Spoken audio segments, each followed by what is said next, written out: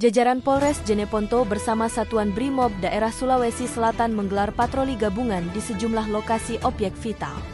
Patroli gabungan dilakukan polisi untuk memastikan situasi Kamtipmas tetap kondusif pasca pembacaan sidang putusan PHPU Pilkada Jeneponto di Mahkamah Konstitusi, MK, Senin 24 Februari. Kegiatan ini dilakukan sebagai langkah antisipatif dalam menjaga stabilitas wilayah serta memberikan rasa aman kepada masyarakat. Kapolres Jeneponto, AKBP Widi Setiawan, menyampaikan bahwa patroli ini merupakan bagian dari upaya preventif untuk mencegah potensi gangguan keamanan yang mungkin timbul akibat dinamika politik pasca putusan MK.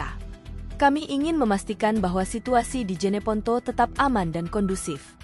Patroli ini adalah wujud komitmen kami dalam menjaga stabilitas keamanan di wilayah hukum Polres Jeneponto, ujarnya, Senin 24 Februari.